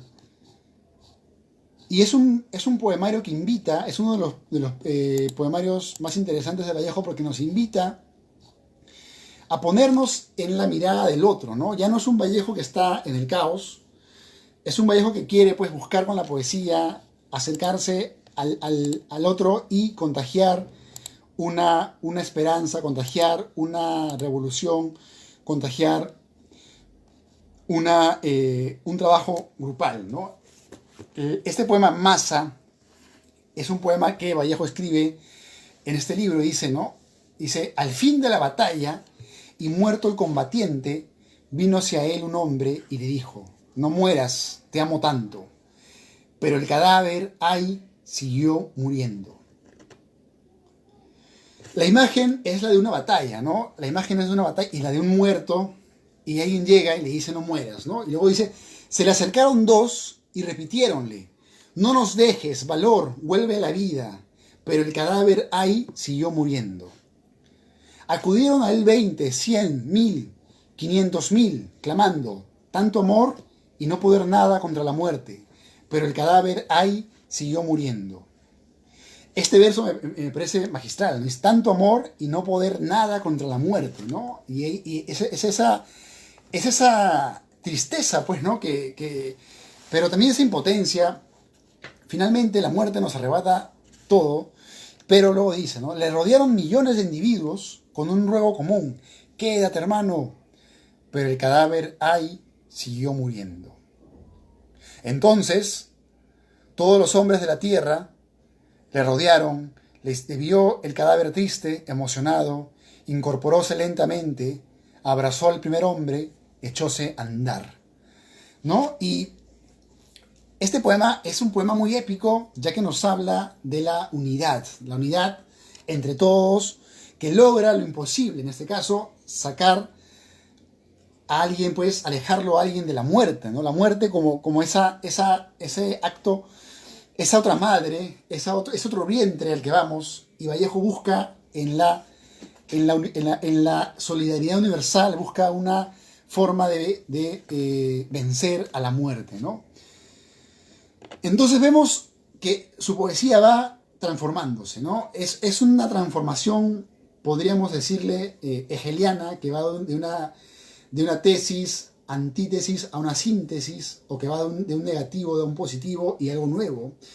Es una transformación que en este libro, España aparta de mí este cáliz, ya vemos, ¿no? La poesía se vuelve un acto político, la poesía se vuelve un acto de solidaridad, en este caso con un país que se encuentra inmerso en una guerra donde los que más sufren, como en todas las guerras, son justamente el pueblo, ¿no? El pueblo es el que se encuentra en medio del fuego cruzado y es el que más sufre toda esta crueldad, ¿no? Entonces vemos pues aquí un Vallejo diferente. Y de este Vallejo, al último Vallejo, que para muchos, me incluyo, es el mejor Vallejo, es el de Poemas Humanos, que es el último libro, que Vallejo ni siquiera logra pues publicar en vida. Es un libro de Vallejo que se publica póstumamente cuando esos poemas, su esposa, que entendía muy bien que se había casado con un genio y lo protegía, lo cuidaba, y entendía pues todas sus excentricidades, ¿no? Georgette es una de esas personas que apoyó su arte, ¿no? Entonces no era una mujer que, digamos, que quisiera que Vallejo cambie, al contrario, se sentía muy orgullosa y, es más, contribuía en muchos sentidos con dinero, en muchos sentidos con todo tipo de apoyo, y cuando Vallejo muere, sigue buscando formas de que su poesía se publique, sea respetada, tenga el valor y tenga el peso que merece en nuestro país, en todas partes. O sea, es una persona que me parece admirable. En Vallejo encuentra en Georgette a una esposa, también a una gran acompañante de toda su vida, y ella pues ayuda a que también su arte no se pierda, ¿no? A veces pasa que los poetas mueren y no hay nadie que recoja su arte y desaparece. Entonces nadie sabe dónde se encuentra. Y en el caso de Vallejo, pues, tuvo este azar de encontrarse con alguien pues que le diera esa mano. Entonces cuando Vallejo muere, bueno, antes de hablar de la muerte de Vallejo, luego del el poemario España parte de Mise Cáliz, vamos a encontrarnos con una etapa de Vallejo donde Vallejo ya se va a hallar muy embelesado con toda la problemática socialista de Europa. Vallejo viaja a Rusia, escribe crónicas sobre ello, se encuentra con el poeta Mayakovsky, también tiene un acercamiento a otros autores como Máximo Gorki. Luego también habla mucho de la intelectualidad parisina como Huidobro o el propio Aya de la Torre, que también era otro asiduo de esa época de Vallejo. Y entre tanto, pues tiene toda clase de penurias, toda clase de pasa hambre. No es porque de pronto no existiera trabajo, sino que Vallejo quería dedicarle más tiempo a su arte, quería dedicarle más tiempo a su propia poesía, y de pronto eso era algo absorbente, y también a su lado político. Entonces, todo esto contribuye pues a que lentamente su vida se haga más precaria, y de ahí la famosa frase que se escucha mucho, que dice Vallejo, que lo caro que sale ser pobre, ¿no? Lo caro que sale ser pobre, ¿no? No es que a Vallejo le gustara ser pobre, no tener para comer a veces, no es que de pronto él lo hiciera por romántico o porque se veía más bonito, sino porque a veces no tenía realmente, y tampoco deseaba someterse pues a un trabajo de 8 horas y estar todo el día pues en él, ¿no? Quería dedicarle más tiempo a su arte, a su política y a vivir su empresa de artista, ¿no? Entonces hay una actitud de sacrificarlo todo por esta actividad. Entonces vemos pues que esta última etapa de Vallejo en París, ya es la etapa en la cual Vallejo, por ejemplo, le manda muchas cartas a sus amigos acá en Perú, y hay amigos que le dicen, oye, pero vuelve, ¿no? Acá tenemos, hay gente que quiere que vengas, tenemos tu pasaje. Vallejo no quiere volver, jamás, prefiere estar allá.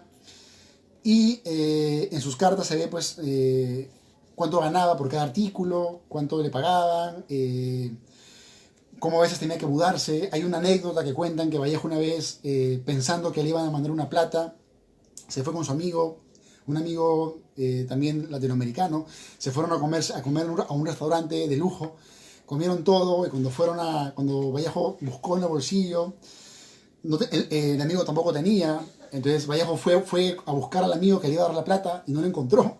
Así que fue a buscar a otro amigo y tampoco lo encontró, y tuvo que estar en prisión una noche, pasar ahí, porque no había pues para pagar ese almuerzo, ¿no? Miren ustedes lo trágico que fue por algunos momentos de su vida, ¿no? Y a mí me resulta muy curioso, porque ustedes saben que ahora hay gente que vive de Vallejo, ¿no? Hay gente que ni siquiera aporta nada para que se conozca su poesía, para que sea más difundido, pero viven de su nombre. O hay académicos que con Vallejo han hecho plata, mucho dinero de pronto, cosa que no está mal, ¿no? Porque están difundiendo su arte y hacen que Vallejo sea más leído en todo el mundo, ¿no? Pero me resulta curioso cómo los artistas a veces no pueden vivir de su arte, o en ciertos momentos pasan penurias, y luego ya al morir tiene toda clase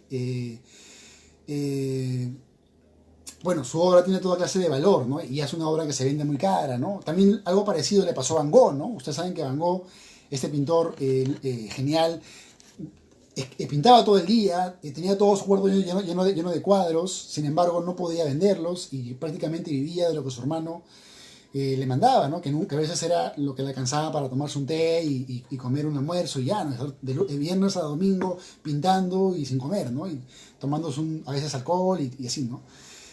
Bueno, esta faceta de la pobreza, esta faceta de la política, esta faceta del comunismo, esta faceta de sentir la marginalidad. Ya Vallejo ya no es el pobre, o en todo caso, ya no es el marginado en Lima, sino es el marginado en París, que vendría a ser el marginado en una sociedad más grande, ¿no? Donde ya el capitalismo es mucho más avanzado, sofisticado, a pesar de que París y Francia es una ciudad que tiene más cultura.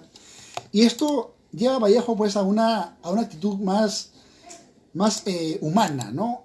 Justamente este último libro se llama Poemas Humanos, que no es un nombre que Vallejo le pone, ojo con eso, sino se lo ponen su esposa, me parece con Porras Barrenechea,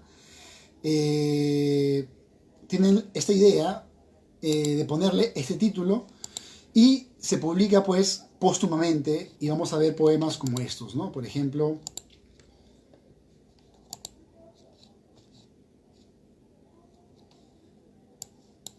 hoy me gusta la vida mucho menos. Hoy me gusta la vida mucho menos, pero siempre me gusta vivir, ya lo decía.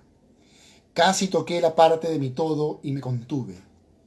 Con un tiro en la lengua detrás de mi palabra, hoy me palpo el mentón en retirada, y en estos momentáneos pantalones yo me digo, tanta vida y jamás, tantos años y siempre mis semanas, mis padres enterrados con su piedra y su triste estirón que no ha acabado, de cuerpo entero, hermanos, mis hermanos, y, en fin, mi ser parado en chaleco. Me gusta la vida enormemente, pero desde luego con mi muerte querida y mi café. Y viendo los castaños frondosos de París y diciendo, es un ojo este, aquel, una frente esta, aquella, y repitiendo, tanta vida y jamás me falla la tonada, tantos años y siempre, siempre, siempre. Dije chaleco, dije todo, parte, ansia, dije casi, por no llorar, que es verdad que sufrí en aquel hospital que queda al lado, y está bien y está mal haber mirado de abajo para arriba mi organismo. Me gustaría vivir siempre, así fuese de barriga, porque como iba diciendo y lo repito, tanta vida y jamás, y tantos años, y siempre, mucho siempre, siempre, siempre. Y vemos que es un Vallejo que ya no es un Vallejo que está pagando sus deudas con otras literaturas, no es un Vallejo que quiere experimentar con el lenguaje, es un Vallejo que quiere comunicar, es un Vallejo que quiere hablarle al otro, que quiere hablarle pero con el lenguaje más humano, menos retórico, y encontrar la poesía en eso. Y vamos a ver que gran parte de estos poemas humanos tienen ese vigor, esa fuerza de la esperanza, esa fuerza también que es a veces muy graciosa de reírse de sí mismo, que por ejemplo para el crítico González Vigil es una herencia de Chaplin, ¿no? Si ustedes recuerdan las películas de Carlos Chaplin, van a encontrar pues que él representa a este trabajador que muchas veces es maltratado en las sociedades capitalistas, ¿no? En su película, por ejemplo, Los tiempos modernos, vamos a ver un trabajador que es un perno más dentro de la maquinaria, donde todo el día tiene que trabajar de una forma tal que ya su vida se enajena, ¿no? Entonces la vida de mucha gente para la época de Vallejo y también para nuestra época ya no es una vida humana de ser libres y de buscar enriquecernos, sino es una vida donde tenemos que formar parte de trabajos muchas veces embrutecedores. Y esa crítica que hace Chaplin, Vallejo lo hace también de algún modo. Por ejemplo, leamos el siguiente poema que dice, este poema considerando en frío imparcialmente.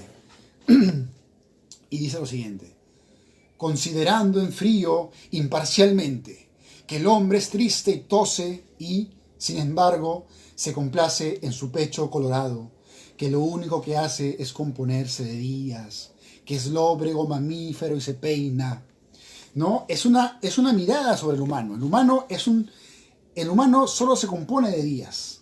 El humano es un lóbrego, o sea, un oscuro mamífero que se peina, ¿no? O sea, encontrar la humanidad en esos detalles, ¿no? Que el toser, el peinarte, el componerte de días. Nuestra humanidad, nos dice Vallejo, se encuentra en esos detalles. Y luego dice, considerando que el hombre procede suavemente del trabajo y repercute jefe, suena subordinado, que el diagrama del tiempo es constante diorama en sus medallas, y a medio abrir sus ojos estudiaron desde lejanos tiempos su fórmula famélica de masa, comprendiendo sin esfuerzo que el hombre se queda a veces pensando, como queriendo llorar, y, sujeto a tenderse como objeto, se hace buen carpintero, suda, mata, y luego canta, almuerza, se abotona. Considerando también que el hombre es en verdad un animal, y no obstante al voltear me da con su tristeza en la cabeza, examinando en fin sus encontradas piezas, su retrete, su desesperación al terminar su día atroz borrándolo, comprendiendo que él sabe que le quiero, que le odio con afecto y me es en suma indiferente, considerando sus documentos generales y mirando con lentes aquel certificado que prueba que nació muy pequeñito, le hago una seña, viene y le doy un abrazo, emocionado. ¿Qué más da? Emocionado, emocionado. Este poema, amigos, es un poema muy emblemático de este libro, ¿no? Es el poema donde Vallejo nos habla de esa humanidad, ¿no? El humano es un lóbrego mamífero que se peina, ¿no? Y además que se compone de días y además que procede del trabajo. La humanidad del ser humano, como sostenían los marxistas también, procede pues del trabajo, ¿no? El trabajo asalariado que justamente tenemos en las sociedades capitalistas. Pero al final Vallejo nos da una respuesta frente a esta mirada humanizante o humanizadora de la propia condición. Dice, no importa, ¿no? ¿Qué más da? Le doy un abrazo emocionado. ¿Qué más da? Emocionado, emocionado, ¿no? Y esa emoción, de pronto, es lo que Vallejo siempre también transmite. No es una acción racional por la que Vallejo se pone del lado del humano. Es una acción emotiva, una acción no del sentimentalismo, sino de las emociones, ¿no? Y esta última parte habla mucho de ese acto que es la solidaridad. Ya Vallejo se vuelve no solamente un poeta del caos, sino un poeta que nos habla del otro humano y de esa búsqueda de la unidad, esa búsqueda de una unidad que en Vallejo se va a encontrar posiblemente en su idea pues de la utopía socialista, ¿no? Es un mundo sin ricos que explotan a los pobres, sin desigualdades, sin jerarquías sociales que hagan de la vida para muchos una condición muy enajenante y una condición muy triste, ¿no? Yo recuerdo mucho que en mi país, por ejemplo, hace unos años, 2 jóvenes peruanos murieron acá porque los encerraron, habían fábricas acá para hacer ropa y estaban todo el día ahí encerrados. Hubo un incendio y no pudieron escaparse porque tenían que trabajar ahí 8 horas dentro de un cubículo y de pronto el dueño se olvidó la llave y se quedaron ahí murieron, ¿no? Y bueno, les cuento esto porque es una mirada sobre la que Vallejo también se plantea su drama y su condición, ¿no? Rompe con ese egoísmo, rompe con ese no pensar en el otro y nos invita pues a ser verbos de la solidaridad universal. Tanto como en Masa, tanto como en este poema y otros poemas más, vamos a encontrar que ya Vallejo va andando hacia ese sendero. Pero este poemario también tiene una parte muy interesante sobre la propia reflexión que hace Vallejo. Vallejo es uno de esos poetas que se mira mucho a sí mismo. Siempre Vallejo en su propia poesía, como ahora vamos a ver, se pone como personaje incluso, se habla a sí mismo, se interroga a sí mismo y es muy consciente de su propia condición, ¿no? Y por ejemplo este poema que se llama Piedra Negra sobre una piedra blanca, es un poema donde Vallejo nos habla de la muerte, pero no de cualquier muerte, sino de su muerte. Y curiosamente, mañana, 15 de abril, es un jueves, como Vallejo pensaba que sería su muerte, que en realidad fue un viernes, pero Vallejo dijo que sería un jueves. Y mañana, justamente, 15 de abril, Vallejo fallecía. Y este poema es un poema que sintetiza esta parte trágica también de Vallejo, ¿no? Y dice: me moriré en París con aguacero, un día del cual tengo ya el recuerdo. Me moriré en París y no me corro, tal vez un jueves como es hoy de otoño. Jueves será porque hoy jueves que proso estos versos, los húmeros me he puesto a la mala y jamás como hoy me he vuelto con todo mi camino a verme solo. ¿Se acuerdan que hace un rato les comentaba sobre la soledad y todo este planteamiento que ya está en ese poema que está en Trilce, ¿no? Que le dedica a sus hermanos, a Edith, a Miguel, y acá también lo encontramos, ¿no? Y jamás como hoy me he vuelto con todo mi camino a verme solo. César Vallejo ha muerto. Le pegaban todos sin que él les haga nada. Le daban duro con un palo y duro, también con una soga. Son testigos los días jueves y los huesos húmeros, la soledad, la lluvia, los caminos, ¿no? Y es muy interesante cómo Vallejo se escribe este verso, ¿no? César Vallejo ha muerto, le pegaban todos sin que él les haga nada. Entonces hay una reflexión como un espejo sobre el mismo, donde también vemos la condición sobre la cual opera pues esta última etapa vallejiana, ¿no? Donde ya vamos a encontrar un discurso más motivado por una unidad universal, un compañerismo universal, pero también por una soledad y un desarraigo mucho más, digamos, compenetrada a la propia existencia. Finalmente, vamos a ver que acá esos poemas también tienen otro tipo de tinte, ¿no? Por ejemplo, vamos a leer el siguiente poema con el cual vamos a terminar, porque ya estamos... a ver, vamos a ver por acá este poema que dice lo siguiente, ¿no? Ah,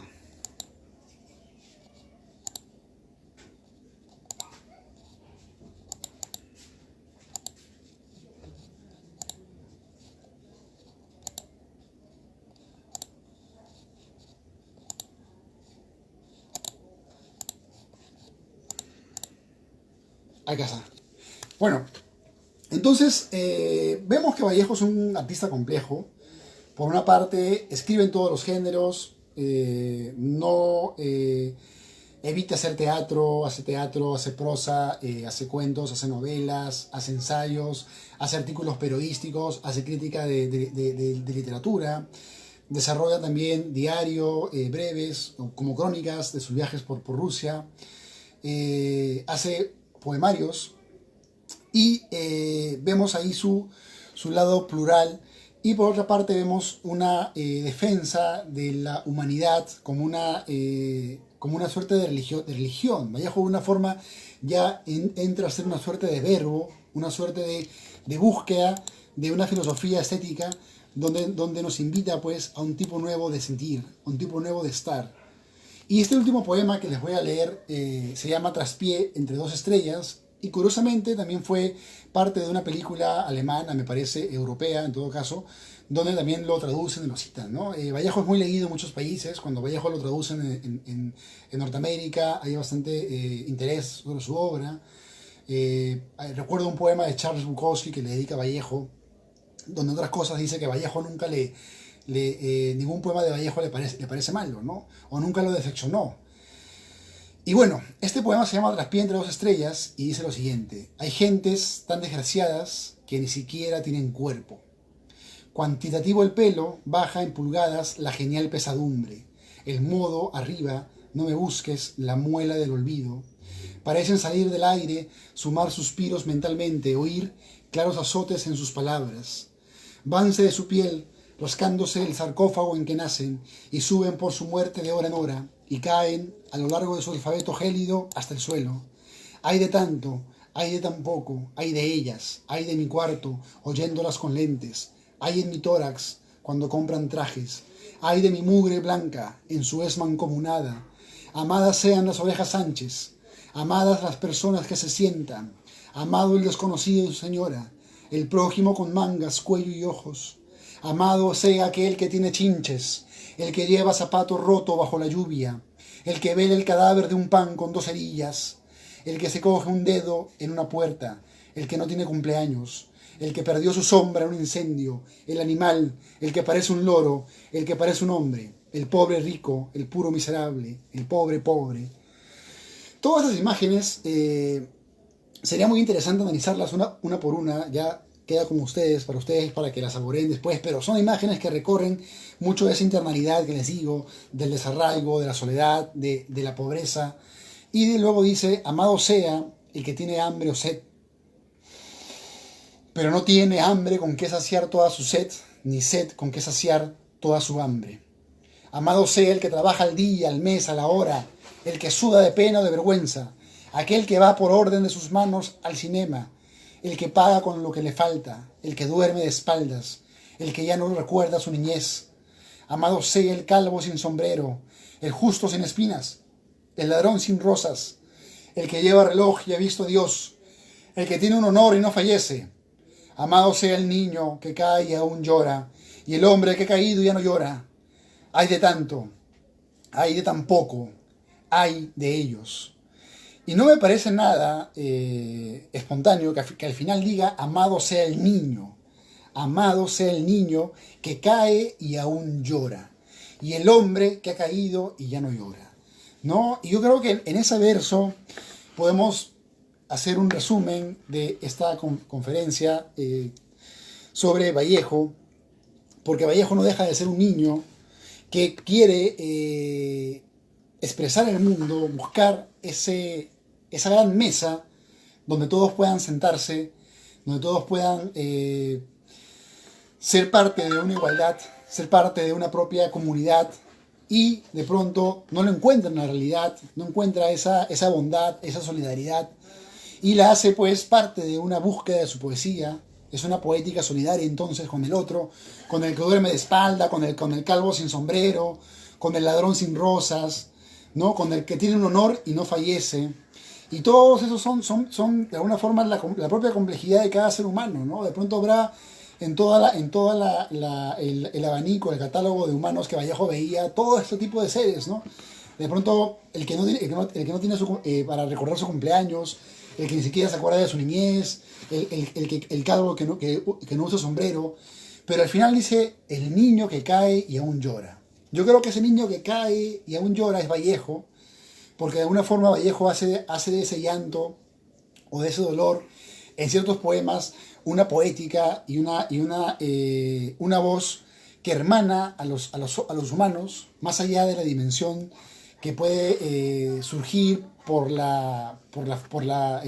tono de piel, por la ropa que usamos, por lo material, ¿no? Porque uno tiene un carro, otro no tiene carro, por la casa. Frente a eso, Vallejo apela a esa emoción, a esa igualdad humana, a esa solidaridad, ¿no?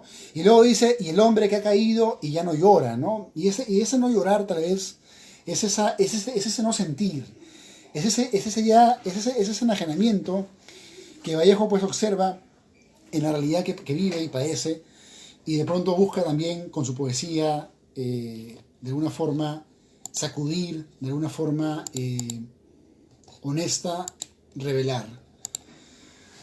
Bueno, vemos entonces que Vallejo es un poeta que participa en el mundo, creando un arte que expresa la propia complejidad del mundo y a su vez expresa su propia identidad como ser que vive en ese mundo caótico, ese mundo que aún padecemos, que viene a ser una suerte de capitalismo, y él entiende pues esa desigualdad. Y en este poema que ya leo como final, simplemente quiero cerrar, es uno de mis poemas favoritos de Vallejo, y también pertenece pues a poemas humanos, ¿no? Y dice, ello es el lugar donde me pongo el pantalón, ¿no? Ello es el lugar donde me pongo.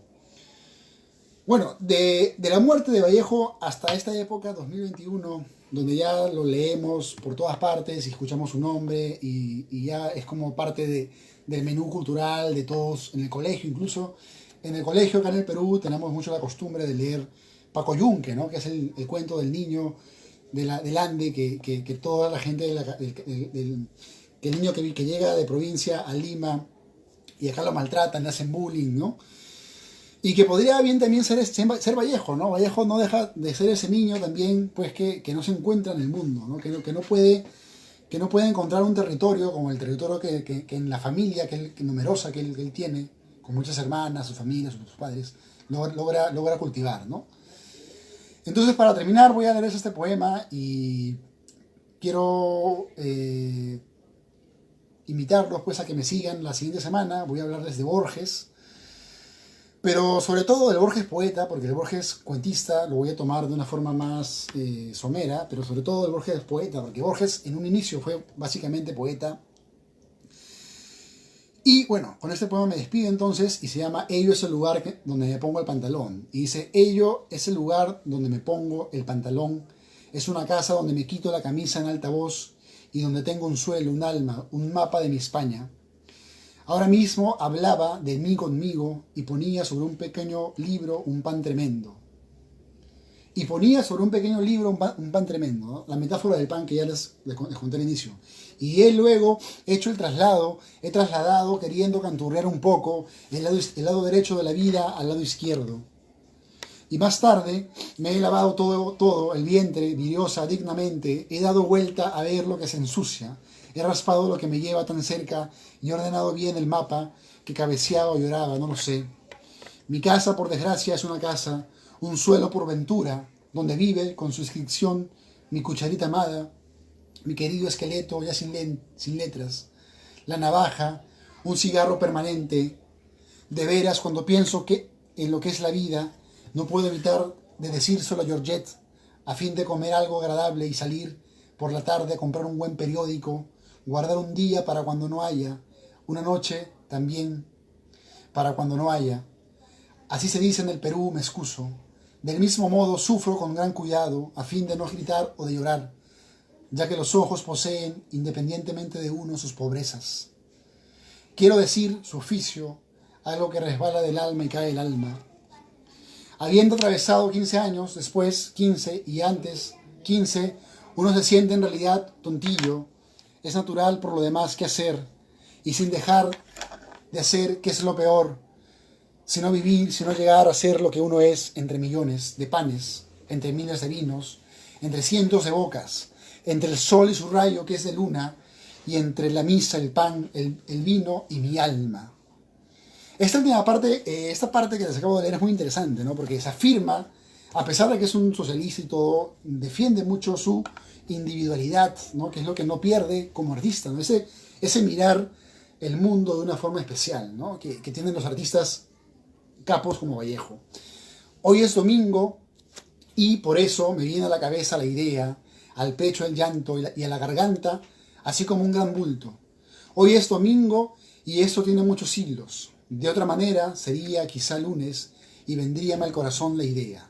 Al seso, el llanto y a la garganta una gana espantosa de ahogar lo que ahora siento, como un hombre que soy y que he sufrido.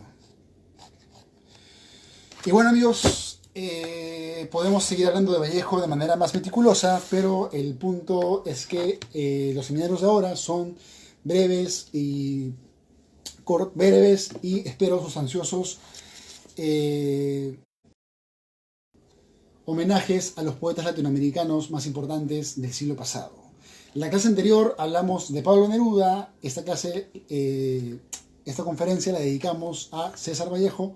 La siguiente semana vamos a dar una conferencia a Borges y cerramos con Olivero Girondo. Soy Julio Barco y ha sido todo por esta noche, transmitiendo desde la plataforma de Lenguaje Perú, desde Lima, el Perú, para todo el país y espero para todos los continentes. Que tengan todos una muy buena noche y sigan leyendo poesía, sigan leyendo literatura y sigan construyendo y sigamos construyendo un país, una sociedad donde la lectura, la literatura no sean cosas de las bibliotecas, sino sean cosas del día a día, de lo cotidiano, y cada vez más gente se haga lector, cada vez más niños sean lectores y generemos una sociedad con más criterio, con más ideas, con más creatividad, con más imaginación, con más comunicación.